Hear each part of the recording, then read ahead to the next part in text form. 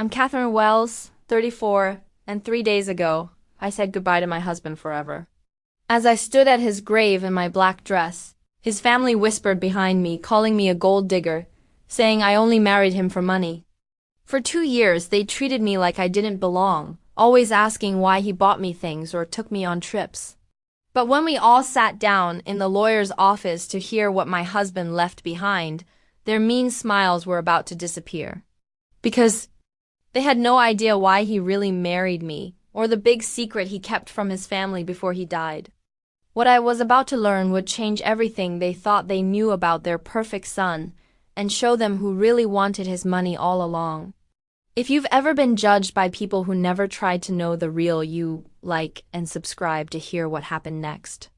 The funeral reception felt like walking through a minefield.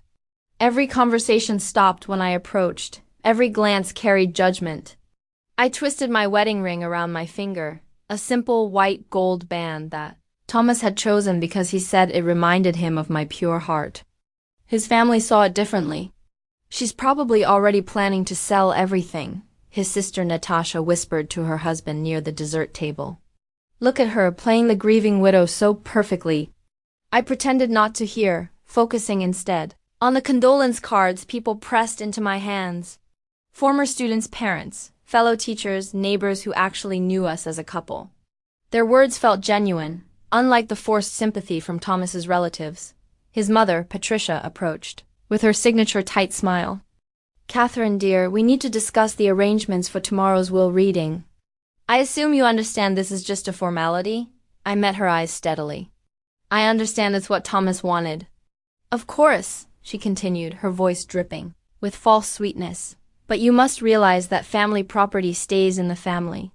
Thomas was always sentimental, but business is business. The way she said sentimental made it sound like a character flaw. I thought about how Thomas used to defend me to them, how frustrated he'd get after every family gathering. He'd hold me close and whisper apologies for their behavior, promising it would get better once they got to know me. They never tried to know me. In 2 years of marriage, not one of them had asked about my work, my dreams, or what made me happy. They saw only what they wanted to see, a small-town teacher who'd somehow trapped their successful son. Thomas loved me, I said quietly, not backing down from Patricia's stare. That's not sentiment, that's truth. Her laugh was bitter. Love, how convenient that his love came with such expensive gifts. That necklace you're wearing, do you have any idea what it cost? I touched the delicate silver chain at my throat, remembering the morning Thomas gave it to me. I'd been sick with the flu, and he'd surprised me with soup from my favorite deli and this necklace, saying he wanted me to have something beautiful to look forward to wearing when I felt better.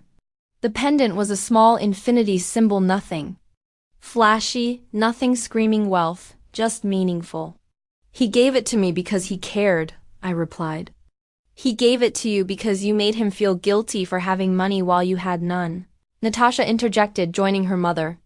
We all saw how you looked at our family photos, our house, our lifestyle. It was written all over your face.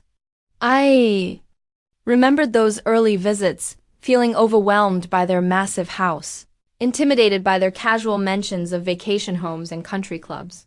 But what they saw as envy was actually anxiety, the fear that I'd never fit into Thomas's world, that I wasn't good enough for him. I never asked him for anything, I said, my voice growing stronger. You didn't have to ask, Patricia replied. That's what makes it so clever. Playing the humble teacher, the simple girl who just wanted love. Meanwhile, you knew exactly what you were doing. As the reception wound down, I helped clean up while Thomas's family huddled in corners, their voices low but their intentions clear. They were already dividing up what they considered theirs, already planning how to minimize my role in Thomas's life and legacy. I folded chairs and collected plates, the simple tasks keeping my hands busy while my mind raced. Tomorrow, everything would change. Thomas had been secretive in his final months, making mysterious phone calls and meeting with lawyers. I'd assumed it was just managing his business affairs during his illness. Now I wondered if there was more to it. Thomas was always protective of me, always trying to shield me from his family's worst behavior. Had he been planning something all along? The wedding ring caught the light as I worked, and I remembered his promise on our wedding day. I'll always. Take care of you, Katherine. No matter what happens, you'll be okay. At the time, I thought he meant emotionally. Now I realized he might have meant something much more practical. I still have the receipt from that Tuesday morning at Corner Cafe, $4.75, for a large coffee and a blueberry muffin. Such a small thing to keep, but it marks the moment my entire life changed. I was grading papers at my usual table by the window, red pen in hand, when someone cleared their throat beside me. "Excuse me, but are those multiplication problems giving you trouble?" I looked up to see a man about my age with kind eyes and an amused smile. He was pointing at little Jamie Chun's math worksheet, where I'd been circling incorrect answers with perhaps more force than necessary. "Third grade math is surprisingly complex," I replied, matching his smile. "Especially when you're trying to figure out why 8 times 7 keeps equaling 54 in Jamie's world." He laughed, a genuine sound that made me feel instantly comfortable. "Mind if I sit?" "I'm Thomas, and I'm fascinated by anyone who can make grading look like an Olympic sport." "Katherine," I said, gesturing to the empty chair. "And it's only Olympic level when you're on your 4th cup of coffee." Thomas settled across from me, and I noticed his clothes were nice but not flashy khakis and a button-down shirt that looked expensive but not showy. He had a laptop bag slung over his shoulder and the slightly tired look of someone who worked long hours. "Teacher?" He asked, nodding at my stack of papers. "Guilty as charged." "Riverside Elementary, 3rd grade." "You?" "Business consultant," he said simply, less glamorous than it sounds. "Mostly spreadsheets and meetings." We talked for over an hour. He was curious about my work in ways that surprised me, asking about curriculum changes, funding challenges, what made me choose teaching. Most people glazed over when I mentioned my job, but Thomas leaned in, asking follow-up questions, genuinely interested in my answers. "I wanted to be a teacher when I was 8, he admitted. Then my dad explained how much money teachers made, and that dream got redirected pretty quickly. "Do you regret it?" I asked. He was quiet for a moment, stirring his coffee thoughtfully. "Sometimes. There's something appealing about work that actually matters, you know? Making a difference in kids' lives instead of helping companies maximize profits." I studied his face, looking for signs of insincerity, but found none. "It's not too late. Career changes happen, maybe," he said. "Though I'm probably too set in my ways now. Besides, someone has to pay for all those fancy business lunches." He said it with such dry humor that I laughed out loud, causing other cafe patrons to look our way. Thomas didn't seem to notice or care. "What about you?" he asked. "Always knew you wanted to teach. Since I was 6, and lined up my stuffed animals for daily lessons," I admitted. "My parents thought I'd outgrow it, especially when college got expensive, but I couldn't imagine doing anything else." "That's rare," Thomas said. "Most people I know, myself included, kind of stumbled into their careers. You actually followed your passion." "It doesn't pay much," I said, suddenly self-conscious about my simple life compared to his business consultant salary. "Money isn't everything," he replied quietly. "Trust me on that." There was something in his tone that made me look at him more carefully. He seemed tired in a way that went beyond long work days, like someone carrying weight that wasn't entirely his own. We exchanged numbers before leaving, and he walked me to my car, an aging Honda Civic that suddenly seemed embarrassingly old next to his newer sedan. "Same time tomorrow?" he asked hopefully. "I'll be here," I said. "Someone has to keep Jamie Chun's multiplication facts in line. I'll bring backup coffee," he promised. This might require reinforcements. As I drove home to my small apartment, I couldn't stop smiling. It had been months since I'd met someone who made conversation feel so natural, so easy. Thomas was clearly successful, but he didn't make me feel small because of it. If anything, he seemed almost envious of my simple, purposeful life. I had no idea then about his family's wealth, their expectations, or the complicated world I was about to enter. All I knew was that a kind stranger had made my Tuesday morning brighter, and I was already looking forward to Wednesday. The family photo still sits on Patricia's mantelpiece, a formal portrait taken at their country club last Christmas. Thomas and I are positioned on the far right, me squeezed awkwardly between his arm and the edge of the frame. Everyone else looks perfectly comfortable, naturally arranged like they belong. I look like an afterthought. "Katherine, dear, could you move just a touch to the right?" The photographer had asked, clearly trying to fit me into a composition that hadn't been designed for an extra person. The message was clear. I was the addition that threw off their perfect family balance. That photo was taken 6 months into my relationship with Thomas, right after our first family dinner. I should have known from that evening what I was walking into. "So, Katherine," Patricia had said, cutting her prime rib with surgical precision, "Thomas tells us you're a teacher. Ha dot dot double." The way she said noble made it sound like a consolation prize. I smiled and nodded, trying to ignore the nervous flutter in my stomach. "I love working with children," I replied. "Third grade is such a fun age. They're curious about everything." "I'm sure," Natasha interjected, not looking up from her phone. "Though it must be difficult managing on a teacher's salary, especially with student loans and everything." Thomas tensed beside me. "Katherine is incredibly dedicated to her work. Her students adore her." "Of course they do," Patricia agreed with that same tight smile. "Children are so easily impressed. Though I imagine the parents appreciate having someone so accessible teaching their little ones. Accessible. Another word that felt like a polite insult. Thomas's father, Harold, had been mostly quiet throughout dinner, occasionally grunting approval at business topics or sports scores. But when dessert arrived, he finally addressed me directly. "What did your parents do, Katherine?" "For work, I mean." "My father was a mechanic, and my mother worked part-time at the library." I answered honestly. The silence that followed felt loaded. Harold nodded slowly, as if this confirmed something he'd suspected. "Hard-working people, I'm sure," Patricia said, though her tone suggested she was really saying simple people. "Very," I agreed, pride creeping into my voice. "They taught me that honest work and treating people well matter more than anything else." "How refreshing," Natasha said, finally looking up from her phone. "Though I suppose it's different when you have options, isn't it? Some of us were raised with certain expectations, certain responsibilities to maintain family standards." Thomas's jaw tightened. "What Natasha means, I mean exactly what I said," his sister interrupted. "We all have roles to play, don't we? Some people are meant for certain lifestyles and others aren't."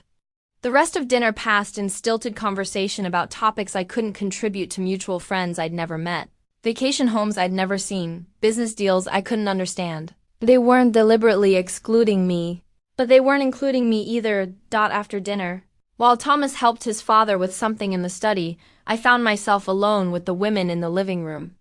Patricia was showing Natasha fabric samples for some renovation project.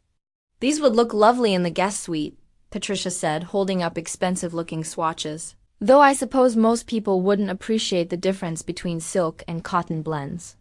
"Most people shop at Target," Natasha agreed, glancing at my dress, which I had, in fact, bought at Target. I tried to join the conversation. "Your home is beautiful. Thomas told me you did most of the decorating yourself." "Thank you, dear. It took years to get everything just right." "Of course, when you grow up around quality, you develop an eye for these things. It's not something you can really learn later in life." The message was crystal clear. I would never fit into their world because I hadn't been born into it. When Thomas and I left that night, he was unusually quiet during the drive home. "They'll warm up to you," he finally said, though his voice lacked conviction. "Will they?" I asked, because it felt like they'd already decided who I am and why I'm with you. Thomas pulled over and turned to face me. "Katherine, look at me. I don't care what they think. I care about you, about us. But they're your family. And you're going to be my family too," he said, taking my hand. "The family I choose, not the one I was born into." At the time, his words felt romantic and reassuring. Looking back, I realized they were also a warning. Thomas knew his family would never accept me, but he was choosing me anyway. What I didn't understand then was how much that choice would cost both of us, and how far his family would go to undo it. The engagement ring wasn't the massive diamond his family probably expected Thomas to buy. Instead, it was a simple, solitaire, beautiful but modest. Exactly what I would have chosen for myself if I'd had the courage to dream that big, he proposed. At Riverside Park, the same place where we'd had our first real date 3 months earlier. We were sitting on our favorite bench overlooking the pond, watching ducks paddle around in lazy circles. It was a Tuesday evening in October, and the sunset painted everything golden. "Katherine," Thomas said, his voice unusually nervous. "I have something I need to tell you." My heart dropped. In my experience, conversations that started that way didn't end well. "Okay," I said carefully. He turned to face me fully, taking both my hands in his. "I've been thinking about my life, about what makes me happy, what gives it meaning, and every single answer comes back to you." I felt my chest tighten with emotion, but I was still braced for disappointment. "These past 8 months have been the best of my life," he continued. "Not because of what we do or where we go, but because of who I am when I'm with you. You see, the person I want to be, not the person everyone expects me to be." "Thomas, let me finish," he said, smiling. "But serious. I know my family has been difficult. I know they've made you feel unwelcome, and I'm sorry for that. But I need you to understand something. You are my choice. You are my future. And I don't want to spend another day without knowing that you'll be by my side forever." He reached into his jacket pocket and pulled out a small velvet box. My breath caught. "Katherine Wells, will you marry me?" The ring was perfect, not because it was expensive, but because it was chosen with love. Thomas had somehow known exactly what would make me happy, just like he always did. "Yes," I whispered, then louder. "Yes, absolutely yes." He slipped the ring onto my finger with hands that shook slightly, and I realized he'd been genuinely nervous about my answer. This man who commanded boardrooms and managed million-dollar deals had been worried that a small-town teacher might say no. "I love you," I said, cupping his face in my hands. "I love you so much. I love you too," he replied. More than I knew was possible. We sat there holding each other as the sun finished setting, and for those perfect moments the rest of the world didn't exist. No judgmental family, no whispered comments about gold diggers, no worry about fitting into places I didn't belong. Just Thomas and me and the promise of a future together. "I have one request," I said as we walked back to his car. "Can we keep the wedding small? I'd rather focus on us than on impressing people." Thomas stopped walking and looked at me with such tenderness that I nearly cried. "Whatever you want. This is about us, not them. Your family won't like it," I warned. "My family will have to adjust," he said firmly. "This is our wedding, our marriage, our life. They can be part of it on our terms or not at all." I should have paid more attention to that conversation. Thomas was already drawing battle lines, already choosing sides. He knew what was coming in ways I didn't, and he was trying to protect me from the worst of it. "Are you sure about this?" I asked as he started the car. "I mean, really sure. Because once we announce this, there's no going back. Your family will always see me as the woman who took you away from them." Thomas was quiet for a long moment, considering his words carefully. "Katherine, do you know what I was like before I met you? I went through the motions. Work, family obligations, social events, all of it felt hollow. I was successful on paper but empty inside." He reached over and took my hand, thumb brushing over the new ring. "You gave me purpose. You made me remember what it feels like to laugh genuinely, to look forward to something, to care about someone more than myself. If my family can't see how much better you've made me, that's their loss, not ours. But they're important to you.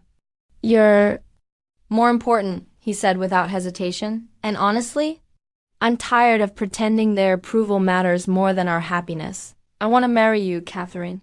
I want to build a life with you. Everything else is just noise." That night, I called my parents to share the news. Their joy was immediate and uncomplicated. They were thrilled that I'd found someone who loved me so completely. When Thomas called his family, the response was more measured. Congratulations offered with careful enthusiasm.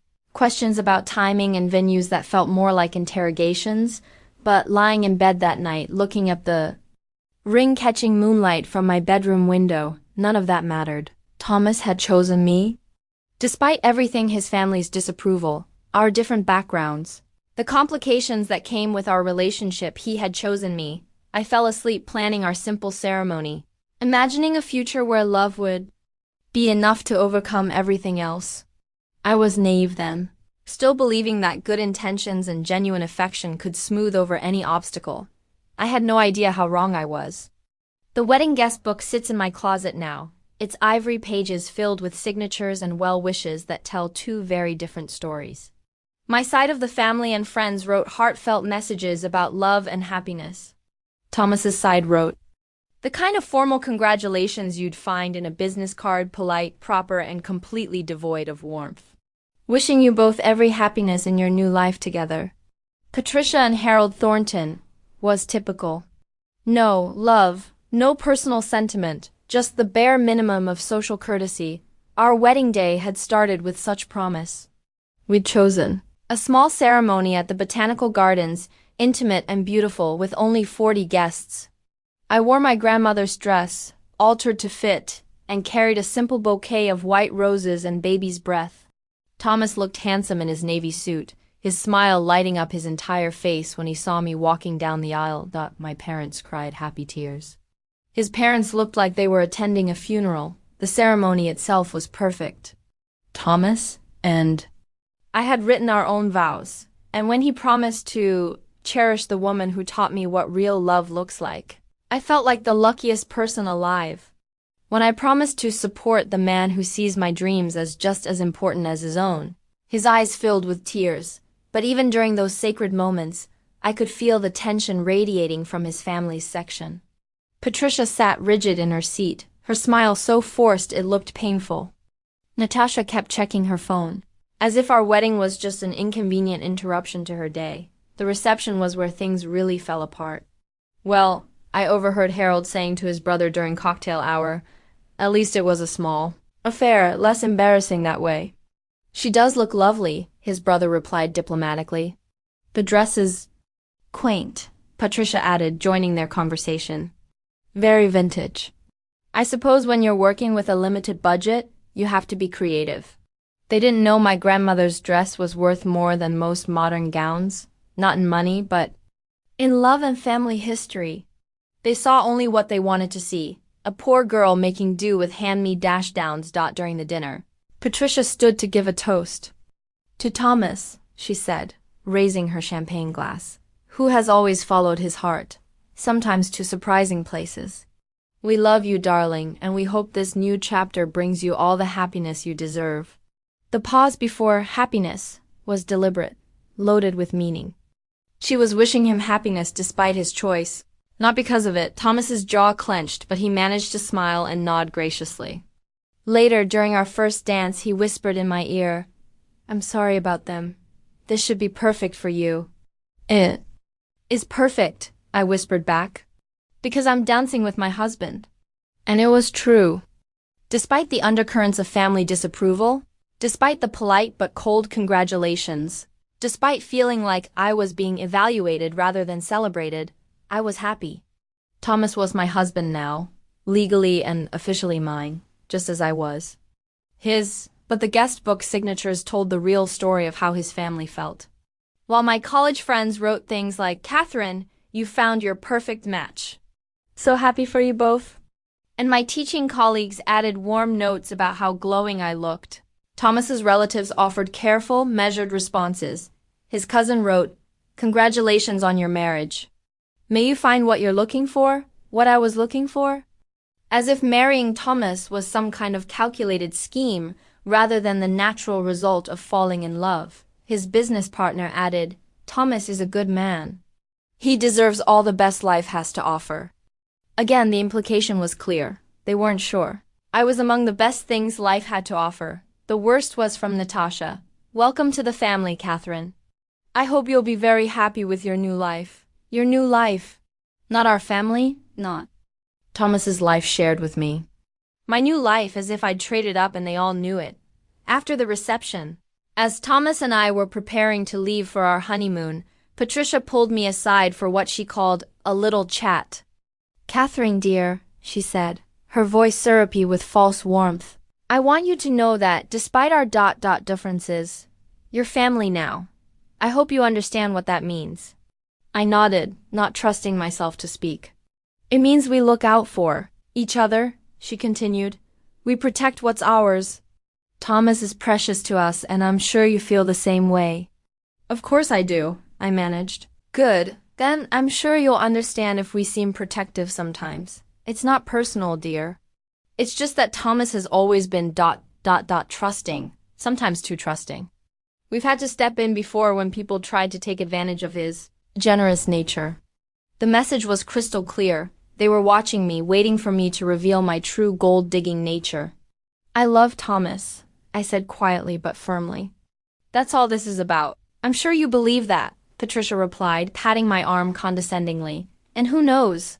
Maybe you'll prove us all wrong. As Thomas and I drove away from our reception, heading to the airport for our honeymoon in Italy, I tried to push away the hurt and focus on the joy. I was married to the man I loved. Whatever his family thought, we had each other. How are you feeling, Mrs. Thornton? Thomas asked, reaching over to squeeze my hand. Mrs. Thornton, I was part of his family now, whether they liked it or not. Happy, I said and meant it, ready for our real life to start. If only I'd known how hard they would make that real life for us. The expensive necklace became a symbol of everything wrong with my marriage to Thomas, at least in his family's eyes. He gave it to me for our 6-month anniversary, a delicate platinum chain with a small diamond pendant that caught the light beautifully. When I opened the box, I gasped at its simple elegance. Thomas, it's gorgeous, but you didn't need to. I wanted to, he said, fastening it around my neck. You never ask for anything, Katherine. Let me spoil you a little. I wore it to our next family dinner, not thinking anything of it. But the moment we walked into Patricia's dining room, I felt the shift in atmosphere. Oh my, Natasha said, her eyes immediately going to my throat. That's quite a necklace, Katherine. Anniversary gift? 6 months, Thomas said proudly, pulling out my chair. I saw it and thought of her immediately. How thoughtful, Patricia murmured, though her tone suggested it was anything but. It must have been quite expensive. Mom, Thomas warned, but she wasn't finished. I'm just saying, dear, that 6 months seems rather early for such extravagant gifts. Save something for the big anniversaries, don't you think? The dinner conversation that followed was peppered with subtle digs about money and spending. Harold mentioned a colleague whose wife had expensive tastes and how it had bankrupted the poor fellow. Natasha shared a story about a friend who'd married someone completely inappropriate and how the family had to intervene before things got out of hand. I sat there, the necklace feeling heavier with each passing comment, understanding perfectly that I was the subject of their coded conversation. I think I'll freshen up, I said finally, excusing myself to the bathroom. When I returned, I could tell they'd been talking about me. The conversation stopped abruptly, and everyone suddenly became very interested in their dessert plates. This became our pattern. Thomas would give me gifts, not because I asked, but because he was naturally generous and wanted to show his love. A weekend trip to the coast for my birthday. A beautiful scarf when I mentioned feeling cold at work.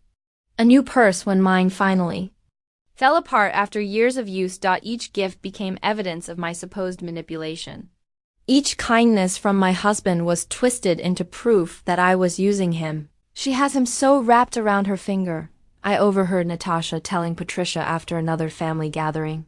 Did you see those earrings she was wearing? He's spending money on her like she's going to disappear. It's classic gold digging behavior, Patricia replied. Start small, build trust, then gradually increase the demands. Mark my words, she have him buying her a car within the year. I never asked for a car.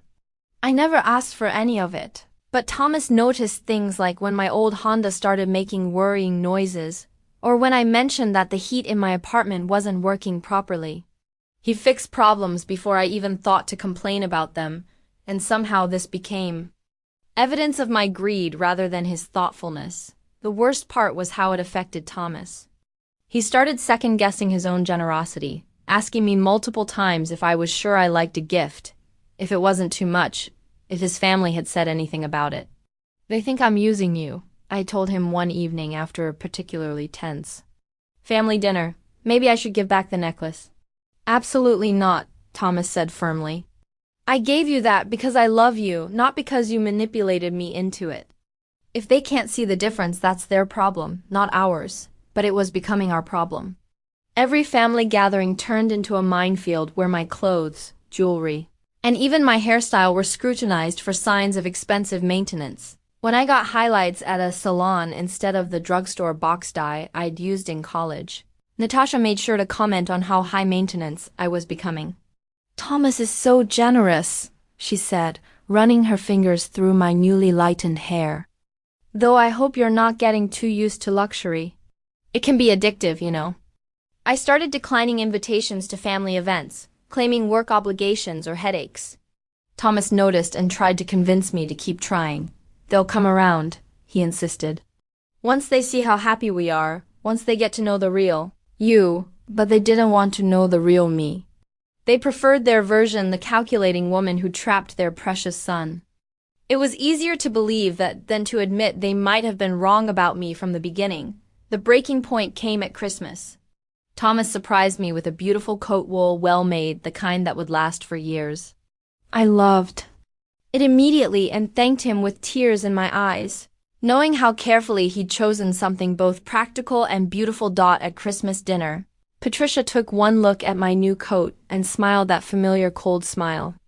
Lovely coat, Katherine. Very expensive looking. You must feel like quite the lucky woman.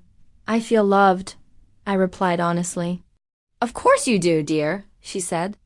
And I'm sure Thomas feels very appreciated. The way she said appreciated made it sound dirty, transactional. Like love was something I performed in exchange for gifts rather than something I felt genuinely. That night, Thomas and I had our first real fight about his family. I can't do this anymore, I told him. They've decided who I am, and nothing I do will change their minds. So we'll see them less, Thomas said. We'll build our own traditions. They're your family, Thomas. I don't want to be the reason you lose them. You're not losing them for me, he said, pulling me close. They're losing themselves by refusing to see how wonderful you are. I wanted to believe him. I wanted to believe that love would be enough, that time would heal the rift between us and his family. But deep down I was starting to understand that some battles can't be won with kindness and patience. They had made their choice about me long before they got to know me. Now I had to decide if I was strong enough to live with the consequences. The medical report still sits in my desk drawer, its clinical language unable to capture the devastation of that February morning. Stage 3 pancreatic adenocarcinoma were just words on paper, but they changed everything in an instant. Thomas had been feeling tired for weeks, complaining of stomach pain that he blamed on work stress. When he finally agreed to see a doctor, we both expected a prescription for antacids and advice about eating better. Instead, we found ourselves in an oncologist's office, staring at scan images that showed shadows where there should have been healthy tissue. I'm sorry, Dr. Martinez said gently. The tumor is advanced and pancreatic cancer is particularly aggressive. We're looking at a timeline of 12 to 18 months, possibly longer with treatment. 12 to 18 months. The number echoed in my head as Thomas asked practical questions about treatment options and side effects. He was so calm, so methodical, while I felt like the world was crashing down around us. We'll fight this, I said when we finally got to the car, my voice shaking. We'll get second opinions, try experimental treatments, whatever it takes. Thomas took my hands in his and I noticed how much weight he'd already lost. Katherine, look at me, we're going to face this together, okay? Whatever happens, we face it together. I nodded, unable to speak around the lump in my throat. There's something else, he said quietly. I don't want my family to know everything. Not yet. They'll panic and try to take over, and I need time to process this myself first. I understood. Patricia and Harold would immediately insert themselves into every medical decision, every treatment choice. Natasha would probably move back home to help, which really meant controlling the situation. Thomas needed space to come to terms with his diagnosis without their overwhelming presence. What do you want to tell them? I asked. Just that I'm having some health issues and we're working with doctors to figure out the best treatment plan. Nothing more specific until I'm ready. We drove home in silence, both lost in our own thoughts. That evening, Thomas called his parents while I sat beside him on the couch, holding his free hand. I wanted to let you know that I've been having some stomach problems, he said, his voice steady. The doctors are running tests and we're exploring treatment options. Katherine has been amazing through all of this. I could hear Patricia's sharp intake of breath through the phone. What kind of stomach problems? What do the doctors think it is? We're still figuring that out, Thomas replied. I'll keep you updated as we learn more. Thomas, you need to be at a better hospital. Harold's voice boomed in the background. I can make some calls, get you in with the best specialists. Dad, we're already working with excellent doctors. Let me handle this my way, please. After he hung up, Thomas leaned back against the couch cushions, looking exhausted. They'll want to take over, he said. They always do when there's a crisis. Maybe they're just scared, I suggested. They Love you. They love controlling things, Thomas corrected. There's a difference. Over the next few days, as we scheduled appointments and researched treatment options, I began to understand what Thomas meant. Patricia called every few hours with suggestions doctors she'd heard about, alternative treatments her friends had tried, specialists she could arrange consultations with. Harold offered to hire a medical coordinator to manage Thomas's care. Thank you, but Katherine and I have this handled, Thomas told them repeatedly. We'll let you know if we need anything. But his family didn't trust us to handle it. Natasha showed up at our house unannounced one afternoon, claiming she was just checking in. You look terrible, she told Thomas bluntly. Are you sure these doctors know what they're doing? Mom found a specialist in New York who's supposed to be the best in the country. I'm sure he is, Thomas replied patiently. But we're comfortable with our team here. Natasha's eyes shifted to me. Katherine, you must be so overwhelmed. This is such a complicated situation.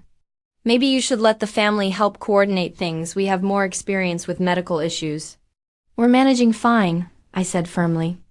Thomas and I make a good team. Of course you do, she said, but her tone suggested otherwise. It's just that when someone is seriously ill, they need advocates who really understand the medical system, who know how to fight for the best care. The implication was clear. I wasn't qualified to advocate for my own husband because I was just a teacher from a simple background. They were the ones with connections, with the knowledge and resources to ensure Thomas got proper treatment. Katherine has been incredible, Thomas said, his voice sharp with irritation. She's researched every treatment option, organized all my appointments, and been with me for every doctor visit. I couldn't ask for a better advocate. After Natasha left, Thomas and I had a long conversation about boundaries and what the next few months would look like. They're going to get worse as this progresses, he warned me. They'll question every decision we make, try to override our choices, and probably blame you if things don't go well. Why would they blame me? Thomas was quiet for a moment. Because it's easier than facing the reality that sometimes bad things just happen. If they can make you the villain, the wife who didn't push hard enough for the right treatment, who didn't research enough specialists, who kept their son from getting the best care, then they don't have to accept that this is just terrible luck. I wanted to argue that his family wouldn't be that cruel, but I was beginning to understand that grief and fear could make people do things they never thought possible. Whatever happens, Thomas said, taking my hand, I need you to know that. Having you by my side through this is the greatest gift I could ask for. You're exactly who I want with me for this fight. I squeezed his hand, fighting back tears. We're going to beat this. Maybe, he said. But even if we don't, we're going to face it with dignity and on our own terms. That's what matters most to me. The pill organizer became my daily reminder of how dramatically our lives had changed. 7 compartments for each day of the week, 4 times daily morning, noon, evening, bedtime. Anti-nausea medication, pain relievers, supplements to counteract the effects of chemotherapy, pills to help him sleep, pills to help him eat. 28 little plastic squares that represented our new normal. Every Sunday evening, I'd sit at the kitchen table and carefully sort Thomas's medications for the coming week. The ritual was oddly comforting, something concrete I could do to help when so much felt beyond my control. "You don't have to do that," Thomas said one evening, watching me from the couch where he spent most of his time now. The chemotherapy had left him weak and constantly tired. "I can manage my own pills?" "I know you can," I replied, checking the dosage on a new prescription. "But this helps me feel useful. Let me have this." 3 months into his treatment, I'd made the decision to take a leave of absence from teaching. Thomas had protested, insisting he could manage alone during the day, but we both knew it wasn't true. The chemo sessions left him nauseated and disoriented. He needed someone to drive him to appointments, to make sure he ate enough, to help him when the fatigue became overwhelming. "You love teaching," he said when I told him about my decision. "I don't want you to give that up for me." "I'm not giving it up," I assured him. "I'm taking a break to focus on what's most important right now. My students will be there when I'm ready to go back." If I'm being honest, the decision wasn't entirely selfless. Thomas's family had ramped up their involvement since learning more details about his diagnosis, and I needed to be there to protect our choices and maintain some control over his care. Patricia had started showing up 3 times a week with elaborate meals that Thomas couldn't eat and suggestions for treatment centers that were much better than our current hospital. Natasha had taken to calling twice daily to check on his symptoms and offering unsolicited medical advice gleaned from internet research. "You need to eat more protein," Patricia would insist, bringing expensive steaks that Thomas couldn't keep down. "The doctors don't understand nutrition like they should. You're wasting away because you're not getting proper meals." I'd spent hours researching foods that would be gentle on Thomas's digestive system during chemotherapy, consulting with nutritionists and reading everything I could find about maintaining nutrition during cancer treatment. But Patricia dismissed my efforts as inadequate, suggesting that a teacher couldn't possibly understand the complexities of medical nutrition. "Maybe we should hire a professional caregiver," she suggested one afternoon while I was helping Thomas with his afternoon medications. "Someone with actual medical training." "Katherine is doing an excellent job," Thomas replied firmly. "I trust her completely." "Of course, dear, but this is such a specialized situation." "Katherine means well, but she's not trained for this level of care." I bit my tongue, not mentioning the countless hours I'd spent learning about chemotherapy side effects, researching pain management techniques, and coordinating with Thomas's medical team.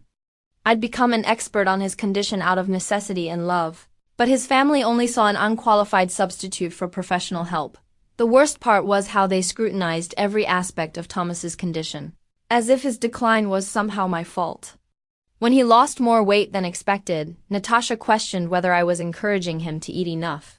When he had a particularly bad reaction to a new medication, Harold wondered aloud if I'd given him the correct dosage. "She's doing her best," Thomas would say whenever they questioned my care, "but maybe it's time to consider more professional help." Their lack of faith in me was exhausting, but I refused to let it interfere with Thomas's care. Every morning, I helped him shower when he was too weak to stand alone. I learned to give injections when his oral medications weren't enough. I held his head when the nausea overwhelmed him, and I sat beside his bed during the long nights when pain kept him awake. "I don't know what I'd do without you," he whispered one particularly difficult night. "You've given up everything to take care of me."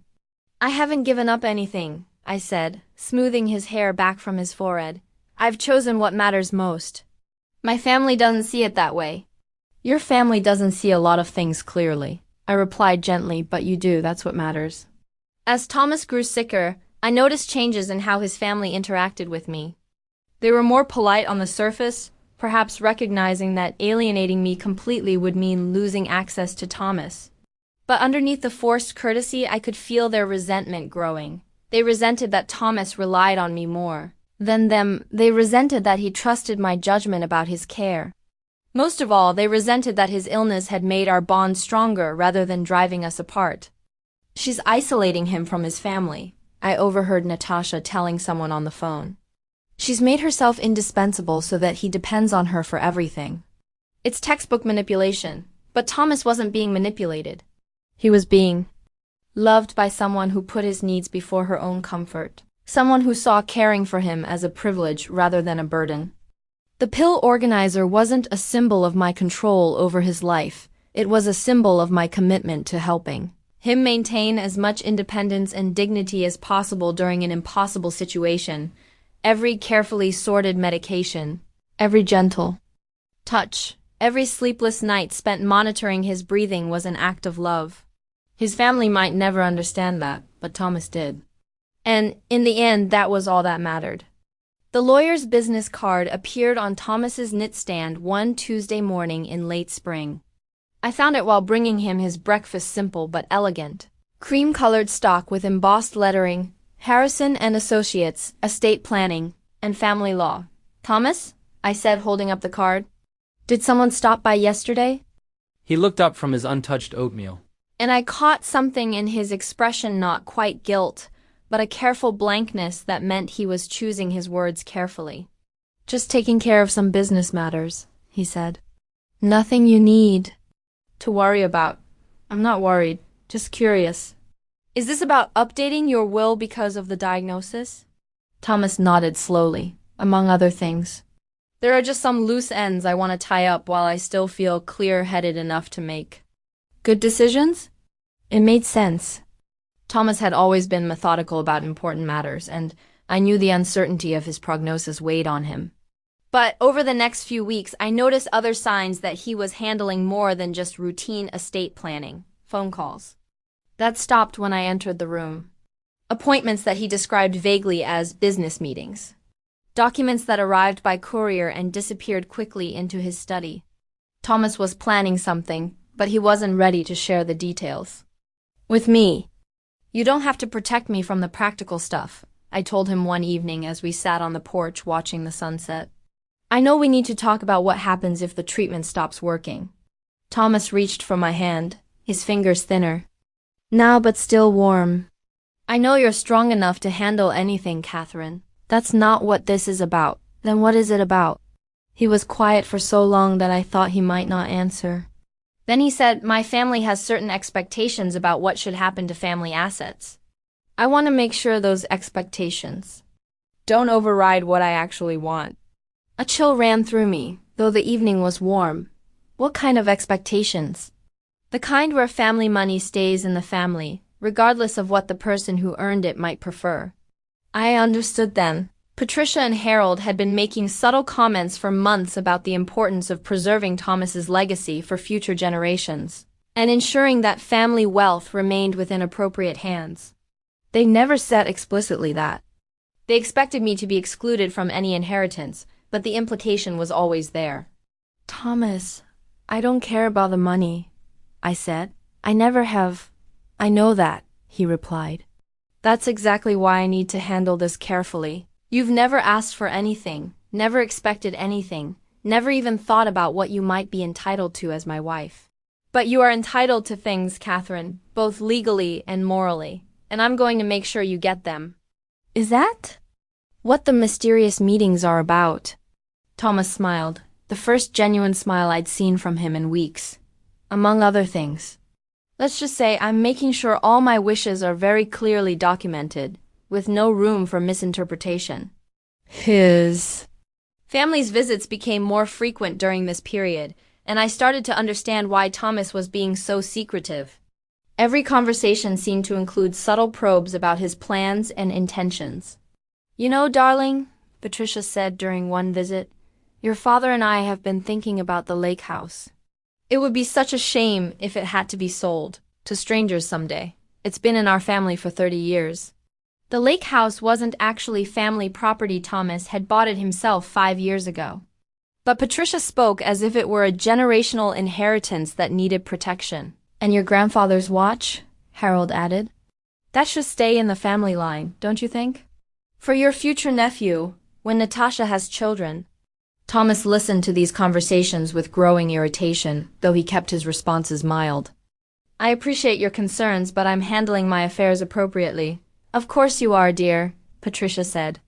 "We just want to make sure you've thought through all the implications. Sometimes when people are ill, they make emotional decisions that don't reflect their true wishes." My decisions are very well thought out, Thomas replied, his voice carrying a warning edge. After they left, Thomas was always exhausted and agitated. The stress of managing their expectations while dealing with his illness was clearly wearing on him. They think you're going to give everything to me out of misplaced gratitude, I said after one particularly tense family dinner.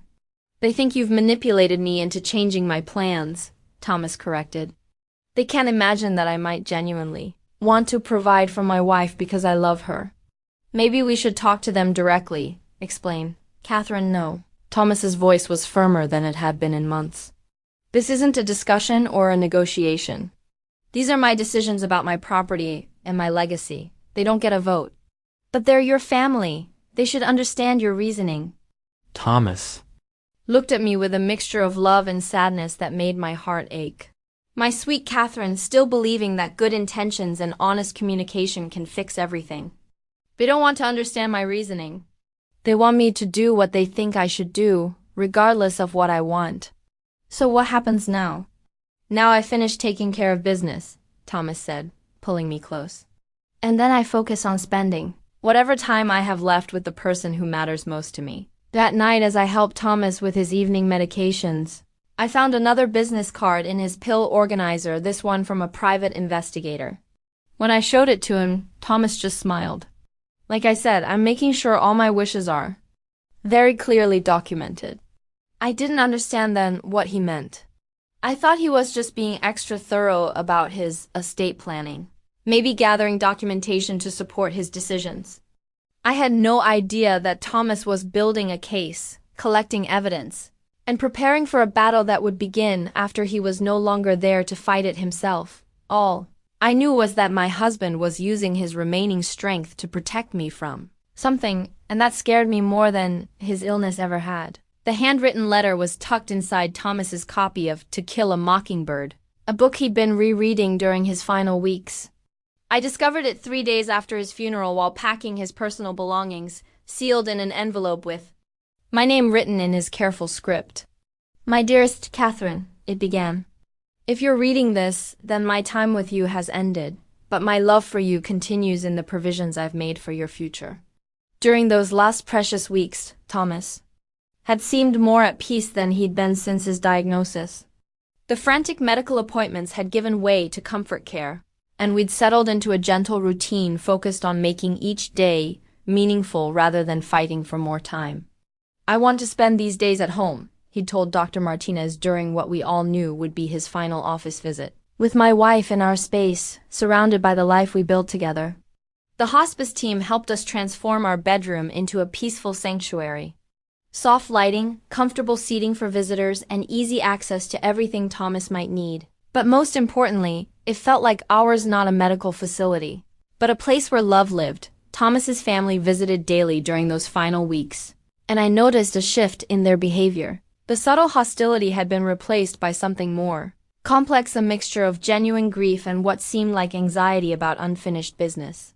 Son, Harold said during one visit, settling into the chair beside Thomas's bed. I've been thinking about some of the things we discussed earlier, about the property transfers and the trust arrangements. Thomas's eyes remained closed, but I saw his jaw tighten slightly. Everything is handled, Dad. You don't need to worry about any of that. I know you think it's handled, Patricia interjected, gently, but sometimes the details get overlooked when things are difficult. Maybe we should review everything together just to make sure nothing important was missed. Nothing was missed, Thomas replied, opening his eyes to look directly at his mother. I've been very thorough. Of course you have, darling, she said, but her voice carried an edge of frustration. It's just that some of these decisions affect the whole family, not just you. Don't you think we should all understand what you've planned? Thomas turned to look at me, and I saw something in his expression that I'd been seeing more often lately, a kind of protective determination that seemed to give him strength even as his body failed. The people who need to understand my plans will understand them when the time comes, he said. Until then, I'd prefer to focus on spending time with the people I love rather than discussing business matters. After his family left that day, Thomas asked me to help him sit up in bed. The effort exhausted him, but but he seemed to have something important to say. Katherine, I need you to promise me something. Anything, I said, adjusting his pillows. When I'm gone, there are going to be conversations and meetings and probably some arguments about what I've left behind. I need you to remember that every decision I've made has been made with love and careful thought. Don't let anyone convince you that you don't deserve what I'm giving you. I felt tears threatening. Thomas, I don't need anything. Yes, you do, he interrupted gently. You need to be secure. You need to be independent. You need to know that your future is protected and that you can live with dignity and freedom. I couldn't give you a long marriage, but I can give you that. I just want you, I whispered. I know, he said, reaching for my hand. And you've had me, completely and absolutely, from the moment we met.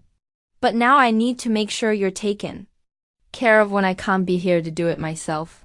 Over the next few days, Thomas had private conversations with each family member. I don't know what was said, but each person emerged from his room looking thoughtful and slightly troubled. When I asked Thomas about these conversations, he just smiled. I'm trying to help them understand some things they've been confused about. He said, whether they listen or not is up to them. His final words to me came on a Tuesday morning in early June. I'd been dozing in the chair beside his bed when I felt his hand squeeze mine weakly. Katherine, he whispered, his voice barely audible. I'm here, I said, moving closer. You're the best thing that ever happened to me. Don't let them make you forget that. I won't, I promised. And don't let them make you feel guilty for being loved. You deserve every good thing coming to you. Those were the last coherent words he spoke. He died peacefully 2 days later, with me holding his hand and his favorite music playing softly in the background. The letter I found later explained so much about his final months, the mysterious meetings, the phone calls, the careful planning he'd been doing while I focused on his physical care. I have spent the last 6 months ensuring that the truth about our marriage and my family will be clearly understood by everyone involved, the letter continued. You may be surprised by what you learn, but please remember that knowledge is power, and I want you to have all the power you need to build the life you deserve. The lawyer's office will be difficult, but trust Mr. Harrison completely. He understands my wishes and will make sure they're carried out exactly as I intended. Finally, my darling, please don't mourn too long. Live the beautiful life I always knew you were meant to have. You gave me 2 perfect years of love and happiness. Now let me give you a future worthy of the extraordinary woman you are. The letter was signed simply, Forever yours, Thomas. Reading his words, I finally understood what he'd been preparing for. The will reading wasn't just about distributing property. It was about revealing truths that would change everything. His family believed about our marriage and about themselves. Thomas had spent his final months not just saying goodbye, but ensuring that justice would be served and truth would prevail, even after he was gone. The funeral program became a small battleground that revealed everything about how differently Thomas's family and I saw the man we'd lost. I'd prepared a draft highlighting his gentle nature, his love of reading, his quiet acts of charity, and his devotion to the people he cared about. Patricia rewrote it entirely, focusing on his business achievements, family connections, and social standing. Katherine, dear, she said, showing me her revised version, I know you meant well, but this needs to reflect Thomas's true accomplishments. People expect certain information at these services. Her version made no mention of the literacy program Thomas had quietly funded at my school, or the homeless shelter where he volunteered every Christmas morning, or the scholarship fund he'd established for students from low-income families. Instead, it listed his college honors, his professional awards, and his membership in various exclusive organizations. These things matter to the community, Harold explained when I questioned the changes. Thomas was an important man. His obituary and service should reflect his status. Thomas was a kind man, I replied. That's what made him important. Of course he was kind, Patricia agreed impatiently. But kindness doesn't capture someone's legacy. Achievement does. Contribution to society does. We need to honor what he built, not just how he made people feel. I realized then that they'd never truly known their own son. They saw his success but missed his character. They valued his accomplishments, but overlooked his compassion. The man they were eulogizing was a stranger to me, polished and impressive, but lacking the warmth and humanity that had made Thomas who he really was. I'd like to include something about his work with struggling readers, I said, trying to find a compromise. He was so proud of that program. Was he involved in education initiatives? Natasha asked, looking genuinely surprised. I don't remember him mentioning anything like that. He's been funding reading specialists at my school for 3 years. I explained. He never wanted recognition for it, but it's helped dozens of children who were falling behind. The silence that followed was telling. His own family had no idea about one of Thomas's most meaningful commitments because he'd never sought their approval or praise for it. Well, Patricia said finally, I suppose we could mention his charitable interests in general terms. The funeral service itself reflected the same disconnect. The pastor, clearly briefed by Thomas's family, spoke about his professional success and civic contributions. The readings were formal and traditional, chosen for their dignity rather than their personal meaning. The music was classical and appropriate. Rather than the folk songs and jazz standards Thomas had loved, I sat in the front row, wearing the black dress I'd bought for the occasion, feeling like I was attending a stranger's funeral. This polished, accomplished man they were celebrating bore little resemblance to the Thomas who'd held me during thunderstorms and made terrible jokes to cheer me up when I'd had difficult days at school. After the service, as people filed past to offer condolences, I heard the whispered conversations that revealed what many attendees really thought about our marriage. Such a young widow, someone murmured. I wonder what will happen to her now. Well, she certainly landed on her feet, didn't she? Another voice replied. 2 years of marriage, and now she's set for life. Assuming he provided for her, a third person added. Sometimes these quick marriages don't include proper estate planning.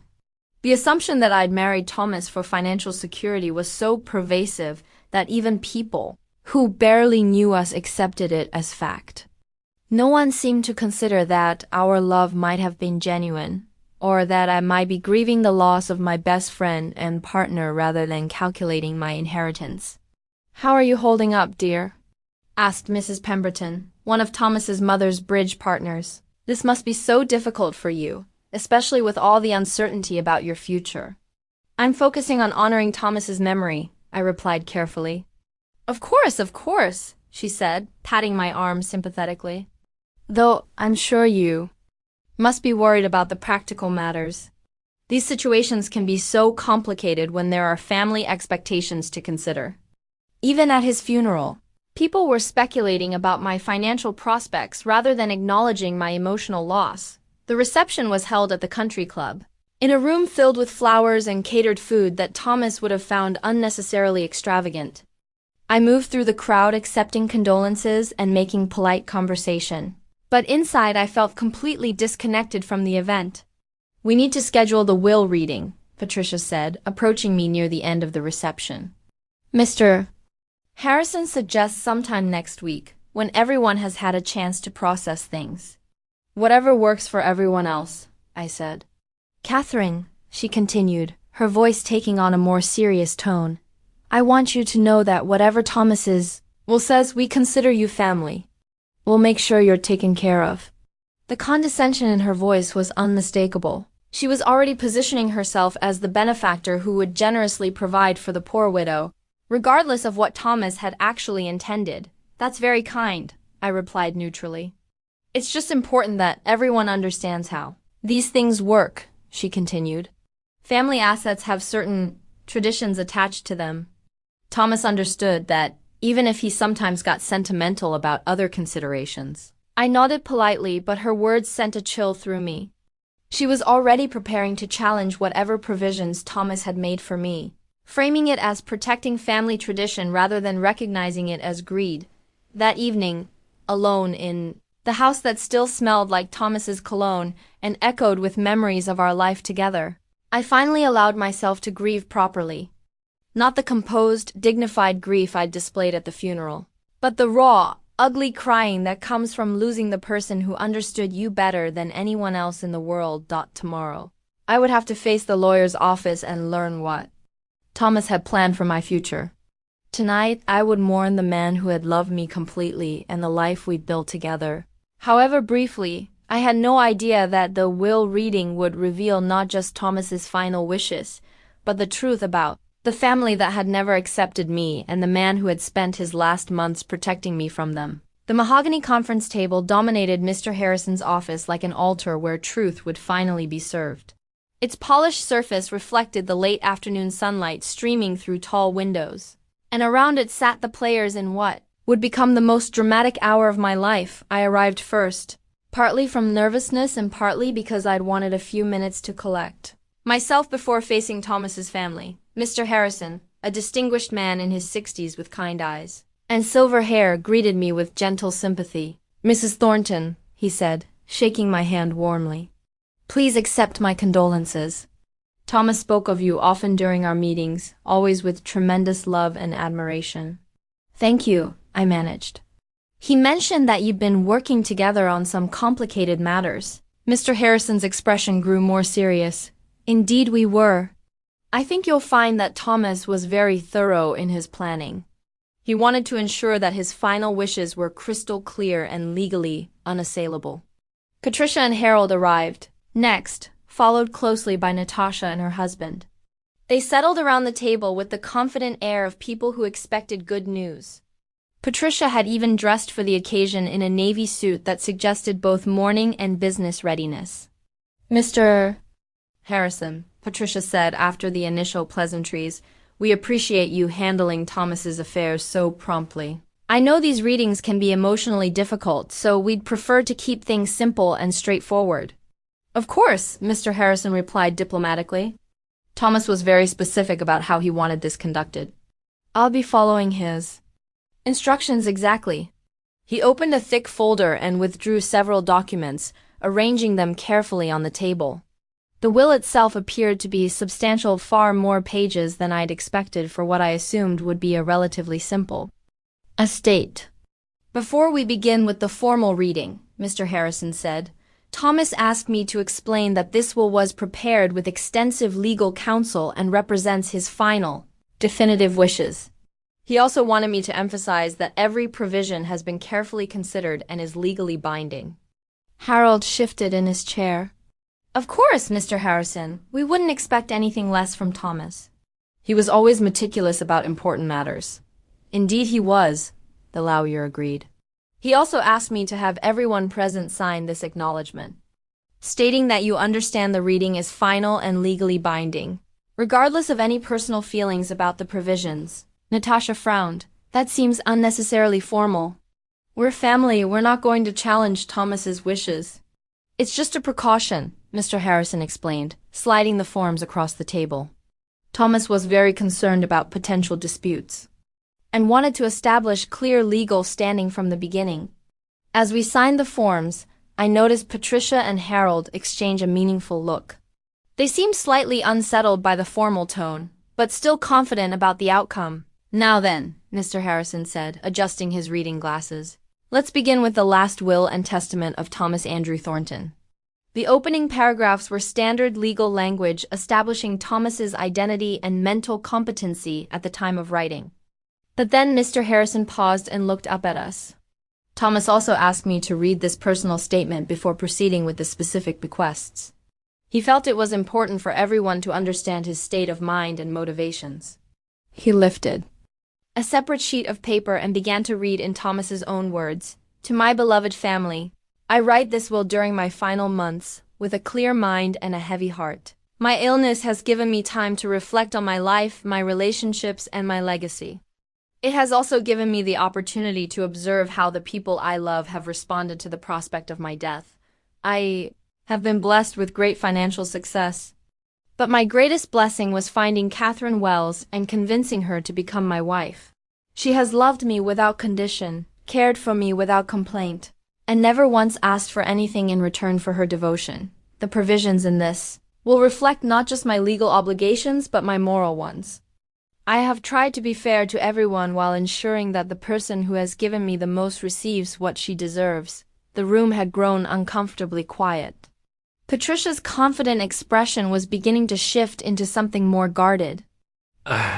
also want to address certain attitudes and assumptions that have been expressed during my illness. If anyone believes they can challenge these provisions based on claims of undue influence or mental incapacity, I want to state clearly that every decision has been made with full knowledge of the consequences and with extensive legal counsel. Harold cleared his throat. Thomas always was thorough, he said, but his voice lacked its earlier certainty. Mr. Harrison set down the personal statement and picked up the formal will document. Now, let's proceed with the specific provisions. Thomas Was very particular about the order in which these should be read. The tension in the room was palpable now. What had started as a routine family gathering was beginning to feel more like a trial, with all of us waiting to learn not just what we would receive, but what Thomas really thought about each of us. I twisted my wedding ring nervously, remembering Thomas's promise that I would be taken care of. But as I looked around the table at the increasingly serious faces of his family members, I realized that whatever Thomas had planned, it was going to be far more complicated than anyone had expected. Mr. Harrison turned to the first page of bequests, and I held my breath, knowing that everything was about to change. The bank statements that Mr. Harrison spread across the mahogany table told a story none of us had expected. Column after column of numbers revealed a financial web that changed everything I thought I knew about Thomas's family. The first section of Thomas's will addresses outstanding debts and financial obligations, Mr. Harrison announced, his tone carefully neutral. He was very specific about wanting these matters clarified before proceeding to other bequests. Harold leaned forward, squinting at the documents. I'm not sure I understand. What debts are we talking about? Mr. Harrison lifted the first set of statements. According to Thomas's records, over the past 5 years he provided the following financial assistance to family members, to Harold and Patricia Thornton, a total of $320,000 in loans for house renovations, country club fees, and what the documentation describes as lifestyle maintenance. Patricia's face went pale. Those were gifts, she said quickly. Thomas never expected repayment for helping his parents. Actually, Mr. Harrison replied, consulting his notes, Thomas was quite clear that these were loans, with specific terms outlined in documentation that all parties signed. The payments were structured as gifts for tax purposes, but the underlying agreements established them as debts to be forgiven or collected at Thomas's discretion. He moved to the next set of papers. To Natasha Thornton Clark, a total of $180,000. Over 3 years for credit card debt, mortgage assistance, and what's described as emergency financial relief. Natasha's husband looked shocked. Natasha, you told me those were inheritance advances from your grandfather's estate. They were complicated financial arrangements, Natasha stammered. Thomas understood my situation. Indeed he did, Mr. Harrison agreed. He understood it well enough to hire a financial advisor to track all expenditures and create detailed repayment schedules that were never honored. I stared at the numbers, trying to process what I was hearing. Thomas had never mentioned any of this to me. While his family had been criticizing my supposed gold-digging behavior, they had been systematically borrowing money from him for years. There are also smaller amounts, Mr. Harrison continued, totaling approximately $50,000, to various extended family members for what Thomas documented as emergency assistance that became permanent support. Harold's voice was strained. Thomas never indicated he expected repayment. He was helping family members during difficult times. The documentation suggests otherwise, Mr. Harrison replied diplomatically. Thomas kept meticulous records of every transaction, including email exchanges and signed agreements that clearly established these as loans rather than gifts. He pulled out another folder. Thomas also commissioned a financial analysis of his family's spending patterns and debt management. The report makes for interesting reading. Patricia stood up abruptly. This is ridiculous. Thomas was generous with his family because he loved us. He never treated money as a weapon or a tool for control. Please sit down, Mrs. Thornton, Mr. Harrison said firmly. We're only beginning to address Thomas's findings. The financial analysis revealed spending habits that painted Thomas's family in a completely different light. Harold and Patricia had been living far beyond Harold's retirement income. using Thomas's gifts to maintain an expensive lifestyle they couldn't actually afford. Natasha had accumulated massive credit card debt buying luxury items while publicly criticizing my modest purchases. According to this analysis, Mr. Harrison read, the family's total debt to outside creditors, not including amounts owed to Thomas, exceeded $200,000 at the time of his death. That's private financial information, Harold protested. Thomas Had no right to investigate our personal affairs. Actually, he had every right when family members were requesting his financial assistance, Mr. Harrison replied. The investigation was commissioned after the third emergency. Request in 6 months revealed a pattern of financial irresponsibility. I felt sick as the full picture emerged. While I've been feeling guilty about every gift Thomas gave me, convinced that his family saw me as a financial drain, they had been systematically borrowing hundreds of thousands of dollars from him. Every criticism they'd made about my supposed greed was pure projection. This is why Thomas was so secretive during his final months, I realized aloud. He was documenting all of this. Thomas spent considerable time and effort understanding the true financial dynamics of his family relationships, Mr. Harrison confirmed. He wanted to ensure that his final decisions were based on facts rather than assumptions. Natasha was crying now, whether from shame or fear I couldn't tell. Thomas knew we were struggling. He wanted to help. That's what family does for each other, according to his notes, Mr. Harrison said, flipping through the documentation. Thomas became concerned when family members who were receiving substantial financial support began criticizing his wife for accepting much smaller gifts. He found the hypocrisy troubling. The room fell silent except for the sound of papers rustling as Mr. Harrison organized the next section of documents. Thomas also noted that requests for financial assistance increased significantly after his cancer diagnosis, he continued. He became suspicious that family members were positioning themselves for larger inheritances, while simultaneously preparing to challenge his wife's legitimate claims to his estate. Harold's face was red with anger and embarrassment. Are you saying Thomas suspected his own family of manipulating his illness for financial gain? I'm saying Thomas documented patterns of behavior that concerned him greatly, Mr. Harrison replied. And he structured his will accordingly, looking around the table at Thomas's family, all of whom owed him substantial money while publicly questioning my motives for marrying him. I finally understood the depth of his protection. He hadn't just been planning my financial future. He'd been exposing the truth about theirs. The real gold diggers had been hiding in plain sight all along. The private investigation report that Mr. Harrison pulled from his briefcase was thick enough to be a novel, but it told a story more shocking than any fiction. The cover page reads simply, Family Dynamics and Relationship Patterns, a comprehensive analysis for Thomas Thornton. Thomas commissioned this investigation 6 months before his death, Mr. Harrison explained, his voice careful and professional. He wanted an objective analysis of family interactions and motivations, particularly regarding his marriage to Katherine. Patricia's voice was sharp with indignation. He had us investigated? His own family? He had behaviors investigated, Mr. Harrison corrected. Behaviors that troubled him greatly during his illness. He opened to the first section, marked with yellow tabs. The investigation included analysis of family communications, spending patterns, and what the investigator termed manipulative relationship dynamics. I'll read from Thomas's own summary of the findings. Mr. Harrison cleared his throat and began reading in Thomas's voice. The investigation revealed that my family's opposition to my marriage was not based on concern for my welfare, but on fear that Katherine would interfere with their access to my financial resources. The investigator documented numerous conversations in which family members discussed strategies for undermining my relationship and ensuring Katherine's eventual exclusion from family assets. Natasha stood up abruptly. This is insane. We were concerned about a woman we barely knew marrying our brother after such a short courtship. That's normal family protective behavior. Let me continue, Mr. Harrison said firmly. The investigator also analyzed the timeline of your family's concerns versus their own financial requests. The correlation is quite revealing.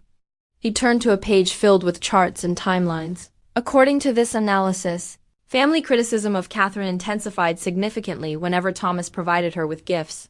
but decreased noticeably when family members needed financial assistance from Thomas. The investigator had documented everything: phone calls between Patricia and Natasha discussing that teacher's influence on Thomas, private conversations about how to protect the family estate, and strategy sessions about maintaining access to Thomas's generosity while limiting mine. The report also analyzed the nature of Katherine's relationship with Thomas versus other family relationships.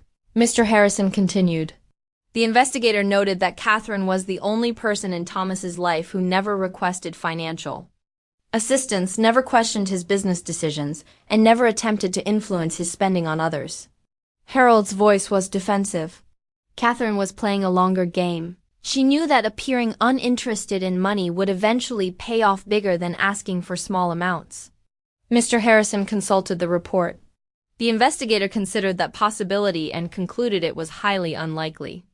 Katherine's behavior remained consistent even when she believed no one was observing her, and she actively discouraged Thomas from making expensive purchases on her behalf.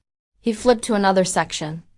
In fact, the investigation revealed that Katherine had established a separate savings account and was regularly depositing money to eventually reimburse Thomas for gifts she felt were too expensive. She never told Thomas about this account because she didn't want to hurt his feelings, I gasped. How did they know about that?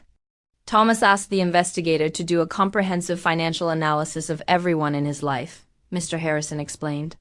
Your account was discovered during that process, and it significantly influenced his understanding of your motivations.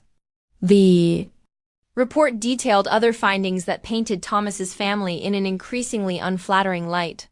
They had researched my background extensively, looking for evidence of previous relationships with wealthy men. They had discussed hiring their own investigator to find dirt they could use to convince Thomas the first was untrustworthy. The investigator also documented conversations in which family members discussed challenging Thomas's mental competency if he provided too generously for Katherine in his will, Mr. Harrison read. There are recorded discussions about claiming undue influence and emotional manipulation. Patricia's face was ashen. Those were just worried conversations between family members. We never intended to actually, the investigator's conclusion. Mr. Harrison interrupted, was that Thomas's family displayed classic patterns of financial manipulation and emotional abuse, while Katherine displayed patterns consistent with genuine affection and concern for Thomas's well-being. He turned to the final section of the report. Most significantly, the investigation revealed that several family members had consulted with attorneys about contesting Thomas's will before he had even died, and while Katherine was focused entirely on his medical care. The silence in the room was deafening. Thomas had known everything, every whispered conversation, every strategic discussion, every plan to undermine our marriage and my future security. While I'd been focused on helping him through his illness, his family had been plotting to erase my role in his life. Thomas was particularly disturbed by evidence that family members were actively hoping his illness would progress quickly before he could make any permanent financial commitments to Katherine, Mr. Harrison continued. The investigator documented conversations expressing concern that a longer illness might result in larger gifts to Katherine or changes to existing estate plans. Natasha was sobbing now. We were scared. We didn't know her. We thought she was taking advantage of him when he was vulnerable. According to this analysis, Mr. Harrison replied, the only people taking advantage of Thomas during his illness were family members who increased their financial requests while simultaneously planning to challenge his wife's inheritance. He closed the investigation report and looked around the table. Thomas wanted everyone to understand that his decisions about his estate were made with full knowledge of these dynamics. He was not deceived, manipulated, or unduly influenced. He was responding to the truth about how each person in his life had treated him and Katherine. I sat there stunned, realizing that Thomas had spent his final months not just battling cancer, but uncovering the painful truth about his family's real feelings toward both of us. Every accusation they'd made about me was actually a confession of their own behavior. The man I'd married had been even more protective and perceptive than I'd known. And now his family was about to learn exactly what that protection looked like. The legal documents that Mr. Harrison spread across the table next were more damning than any criminal evidence. They revealed a web of deception, manipulation, and outright fraud that had been hidden beneath the veneer of family concern for Thomas's welfare. This section addresses what Thomas called patterns of deceptive behavior, Mr. Harrison announced, his tone growing more serious. He spent considerable resources documenting activities that he found deeply troubling. The first document was a forensic accounting report showing how Natasha had been systematically lying about her financial situation.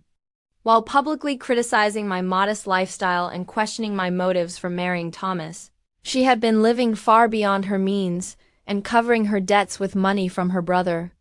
According to this analysis, Mr. Harrison read, Natasha Clark accumulated over $80,000 in credit card debt purchasing luxury items including designer handbags, jewelry, and clothing. When confronted by her husband about these purchases, she claimed they were gifts from Thomas or inherited pieces from family members. Natasha's husband turned to stare at her. You told me that Chanel bag was from your grandmother's estate. It was complicated, Natasha whispered. Thomas didn't mind helping with things like that. Mr. Harrison consulted the next document. The investigator found receipts showing that Natasha purchased the bag herself using funds from a loan Thomas had provided for her mortgage payment. She then told both her husband and Thomas different stories about the bag's origin. But Natasha's deception was just the beginning. The documents revealed that Patricia had been engaging in financial fraud. On a much larger scale, she had been forging Thomas's signature on checks and using his credit cards for personal expenses, always for small enough amounts that she hoped he wouldn't notice. Patricia Thornton accessed Thomas's accounts without authorization on 47 separate occasions over the past 2 years, Mr. Harrison read from a bank investigation report. The total amount of unauthorized withdrawals was $23,000, used primarily for country club fees, spa treatments, and luxury purchases that Harold's pension could not support. Harold's face went white. Patricia, you told me Thomas was covering those expenses voluntarily. He was, Patricia protested. He wanted us to maintain our lifestyle. He just didn't like being asked directly, so I made it easier for everyone by handling it discreetly. Discreetly unauthorized access to someone else's financial accounts is commonly known as theft. Mr. Harrison observed dryly. The documents also revealed that Harold had been lying about his own financial situation for years. He had substantial gambling debts that he'd been hiding from both his wife and his son. And he'd been using Thomas's gifts to make payments to creditors. Harold Thornton owes approximately $85,000 to various casinos and online gambling sites, Mr. Harrison read. When Thomas provided funds for what he believed were legitimate household expenses, Harold was actually using the money to service gambling debts while accumulating new ones. Patricia looked shocked. Harold, you promised me you'd stopped gambling. I had it under control, Harold muttered. I was just having a streak of bad luck that was about to turn around. But the most damaging revelation was yet to come. The investigation had uncovered evidence that Thomas's family had been actively sabotaging his relationship with me from the very beginning, using tactics that went far beyond mere disapproval. The investigator discovered that family members had contacted Katherine's school administration multiple times, making anonymous complaints about her unprofessional behavior, and suggesting that her marriage to a wealthy man represented a conflict of interest, Mr. Harrison read. I gasped. That's why Principal Morrison kept questioning me about my relationship with Thomas. Someone was calling the school board. The calls were traced back to phones registered to Patricia Thornton and Natasha Clark, Mr. Harrison confirmed. The intent was apparently to create professional problems for Katherine that might strain her marriage to Thomas. The family had also spread rumors in their social circle about my supposed gold-digging behavior, providing specific details about gifts Thomas had given me and suggesting that I was manipulating him during his illness. They had even contacted some of Thomas's business associates, expressing concern about his judgment and decision-making capacity. The investigator concluded that Thomas's family was engaged in a coordinated campaign to isolate him from his wife and undermine his confidence in their relationship, Mr. Harrison continued. This campaign intensified after Thomas's cancer diagnosis, suggesting that family members saw his illness as an opportunity to reassert control over his assets. The legal documents also revealed that Patricia and Natasha had been meeting secretly with estate planning attorneys, exploring options for challenging Thomas's will on grounds of mental incapacity or undue influence. They had already prepared preliminary legal documents before Thomas died, assuming that his estate would leave substantial assets to me. Most troubling, Mr. Harrison said. The investigation found evidence that family members had discussed ways to accelerate Thomas's decline, including limiting his access to certain medications and discouraging him from pursuing aggressive treatment options. That's not true.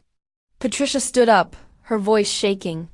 We wanted Thomas to get the best care possible. According to recorded conversations, Mr. Harrison replied, you discussed the advantages of Thomas accepting palliative care instead of continuing chemotherapy, specifically noting that a shorter illness would prevent him from making additional financial commitments to Katherine. The room fell into stunned silence as the full scope of the family's deception became clear. While I had been caring for Thomas with genuine love and devotion, his family had been systematically working to destroy our marriage, steal his money, and shorten his life for their own financial benefit. Thomas titled this section of his investigation, "The Real Gold Diggers," Mr. Harrison noted. He wanted to ensure that everyone understood who had actually been pursuing his wealth and who had been motivated by love. Looking around the table at Thomas's family caught in lies, exposed in their deception, revealed as the true financial predators in his life, I finally understood the full extent of Thomas's final gift to me. He hadn't just provided for my financial future. He had armed me with the truth about the people who had tried to destroy us. The gold diggers had been exposed, and now they would face the consequences. The deed to the family home that Mr. Harrison placed in front of me was just the beginning of revelations that would change my life forever. The elegant script on the legal document transferred ownership of the Thornton family estate, the house where I'd felt so unwelcome during family dinners, directly to me. Thomas has left the family home and its contents to Katherine Wells Thornton, Mr. Harrison announced, his voice carrying a note of satisfaction. This includes the main residence, the guest house, and all furnishings, artwork, and personal property contained within. Patricia's gasp was audible. That's impossible. The house has been in our family for 30 years. Thomas wouldn't give away the family home to his wife? Mr. Harrison interrupted smoothly. Actually, Mrs. Thornton, the house was purchased entirely with Thomas's personal funds. While you and Harold lived there, Thomas held sole title to the property. He was free to dispose of it as he chose. Harold's voice was strained. But where are we supposed to live? This is our home, Mr. Harrison consulted his notes. Thomas addressed that concern. You're welcome to remain in the property as Katherine's tenants, subject to a formal lease agreement and monthly rent payments that reflect fair market value. I stared at the deed in shock. Thomas had given me the power to decide whether his parents could continue living in their own home. After 2 years of their subtle cruelty and open contempt, he had made me their landlord. The lake house property is also transferred to Katherine, Mr. Harrison continued, along with the vacation home in Colorado and the investment property in Florida. Thomas felt that Katherine would be better positioned to make responsible decisions about these assets. Natasha was crying now. The lake house is where we spent every summer as children. It's where I plan to take my future kids. Thomas wouldn't take that away from family memories. According to Thomas's notes, Mr. Harrison replied, he was concerned that family members would sell these properties to pay debts rather than preserving them for future generations. He trusted Katherine to maintain them appropriately. But the real estate was only part of Thomas's comprehensive plan. The financial bequests were even more substantial and carefully structured to send clear messages about his true feelings.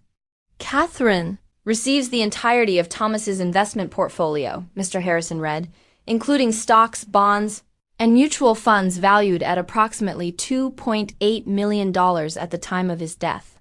The number was so large that I couldn't process it. I had never imagined that Thomas had that kind of wealth, let alone that he would leave it all to me. She also receives his business interests, including his consulting firm and partnership stakes in several ventures, valued at approximately $1.2 million. Harold leaned forward desperately. Surely Thomas made some provision for his parents. We raised him, supported his education, helped him build his career. Mr. Harrison turned to a new section of the will. Thomas did make specific bequests to family members, though perhaps not what you expected. He cleared his throat. To Harold and Patricia Thornton, who have received $320,000 in financial assistance over the past 5 years while living rent-free in my property. I leave the sum of $1 each, in recognition of their substantial prior benefits from my estate. The symbolic nature of the bequest was clear. Thomas was acknowledging his parents while making it obvious that he considered them already well compensated for any parental obligations. To Natasha Clark, who has received $180,000 in financial assistance while publicly questioning my wife's motives, I leave the sum of $1, along with forgiveness of all outstanding debts owed to my estate. Natasha looked up sharply. Forgiveness of debts? Thomas has forgiven all money owed to him by family members, Mr. Harrison explained. However, he's also ensured that Katherine has no legal obligation to continue any financial support that family members may have expected. The will also included specific instructions about Thomas's personal belongings that revealed his deep understanding of his family's values versus mine. Katherine receives Thomas's library of first edition books, his art collection, and all items of sentimental rather than monetary value, Mr. Harrison read. Thomas specifically noted that these items should go to someone who would appreciate their personal significance rather than their resale value. The jewelry that belonged to Thomas's grandmother, items that Patricia had always assumed would pass to her, were also left to me, along with instructions that they be worn and enjoyed rather than stored as investments. But perhaps the most pointed bequest was Thomas's final message about his family's true priorities. Thomas has established a charitable foundation in Katherine's name, Mr. Harrison announced, to be funded with $500,000 from his estate. The foundation will support literacy programs and educational initiatives, causes that Thomas knew Katherine would manage with integrity and passion. Patricia's voice was bitter. So he's giving away $500,000 to charity while leaving his own family with nothing? He's ensuring that his money goes to people who genuinely need it, Mr. Harrison corrected, rather than people who simply want it. The deed to the family home felt heavy in my hands as I realized the full scope of what Thomas had done. He hadn't just provided for my financial security, he had given me the power to choose how to interact with his family going forward. I could be generous or strict, forgiving or firm. The choice was entirely mine. There's one final bequest, Mr. Harrison said, his voice softening. Thomas has left Katherine his wedding ring, along with a note requesting that she wear it on her right hand as a reminder that their love continues even after death. As I looked around the table at Thomas's family, shocked, angry, and finally understanding that their son and brother had seen through their manipulations completely, I felt a complex mixture of vindication and sadness. Thomas had protected me more thoroughly than I'd ever imagined possible. But the cost had been his relationship with the family he'd grown up loving. The little teacher they'd dismissed as a gold digger was now the wealthiest person in the room, and the family that had judged her so harshly would now depend on her generosity for their future comfort. Justice, it seemed, had a sense of irony. My teaching certificate sits framed on the desk in Thomas's former study, now my office, next to a photo of us from our honeymoon in Italy. 6 months after the will reading, I've returned to Riverside Elementary, but everything has changed. I'm no longer the struggling teacher living paycheck to paycheck. I'm a woman with resources, choices, and the freedom to make a real difference. The Thomas Thornton Literacy Foundation has already provided reading specialists to 3 elementary schools in our district. We've funded after-school tutoring programs, purchased updated library books, and created scholarship opportunities for students who dream of college but lack the means. Every dollar spent honors Thomas's memory in ways that matter. Mrs. Thornton, my principal, Mr. Morrison, said during my first week back, I have to say, your return has generated quite a lot of positive attention. The school board is thrilled about the foundation's contributions to our literacy programs. The same administrators who had questioned my professionalism during my marriage to Thomas now praised my dedication to education. People who had whispered about my gold-digging motivations now approached me with funding requests and invitations to charity events. It was remarkable how wealth could transform people's perceptions, though I tried not to let the irony make me bitter. My relationship with Thomas's family has settled into an uneasy but workable arrangement. Patricia and Harold still live in the family home, but they pay rent and treat me with careful respect rather than condescension. The dynamic shift has been dramatic. Where once they made me feel like an unwelcome outsider, they now seek my approval for major decisions and defer to my preferences about property maintenance. "Katherine, dear," Patricia said during our monthly dinner last week, "Harold and I were wondering if you'd be comfortable with us hosting a small garden party this spring." Nothing elaborate, just a few close friends.